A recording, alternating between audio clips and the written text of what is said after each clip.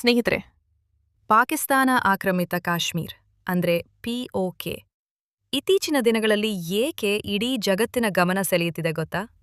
ಒಂದೆಡೆ ಆರ್ಥಿಕ ಸಂಕಷ್ಟ, ಮತ್ತೊಂದೆಡೆ ವಿದ್ಯುತ್ ದರ ಏರಿಕೆ, ಇನ್ನೊಂದೆಡೆ ಸರ್ಕಾರದ ವಿರುದ್ಧ ಜನರ ಆಕ್ರೋಶ. ಇಂದು ಪಿಒಕೆಯ ಅನೇಕ ನಗರಗಳಲ್ಲಿ ನಮಗೆ ನ್ಯಾಯ ಬೇಕು, ನಮಗೆ ಹಕ್ಕುಗಳು ಬೇಕು ಎಂಬ ಘೋಷಣೆಗಳು ಕೇಳಿಬರುತ್ತಿವೆ. ಆದರೆ ಇಲ್ಲಿ ಒಂದು ದೊಡ್ಡ ಪ್ರಶ್ನೆ ಹುಟ್ಟುತ್ತದೆ. ಈ ಪರಿಸ್ಥಿತಿ ಭಾರತಕ್ಕೆ ಯಾವುದಾದರೂ ಅವಕಾಶವನ್ನು ನೀಡಬಹುದಾ?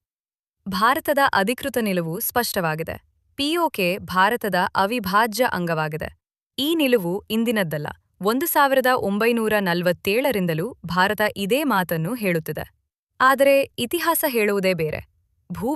ಭೂಭಾಗಗಳು ಕೇವಲ ಯುದ್ಧಗಳಿಂದ ಮಾತ್ರ ಬದಲಾಗುವುದಿಲ್ಲ. ಕೆಲವೊಮ್ಮೆ ರಾಜತಾಂತ್ರಿಕತೆ, ಆರ್ಥಿಕ ಶಕ್ತಿ, ಜನರ ಅಭಿಪ್ರಾಯ ಇವುಗಳೇ ಇತಿಹಾಸವನ್ನು ಬದಲಾಯಿಸುತ್ತವೆ. ಹಾಗಾದರೆ ಪಿಒಕೆನಲ್ಲಿ ನಡೆಯುತ್ತಿರುವ ಪ್ರತಿಭಟನೆಗಳು ಭಾರತದ ರಾಜತಾಂತ್ರಿಕ ವಾದವನ್ನು ಬಲಪಡಿಸಬಹುದಾ?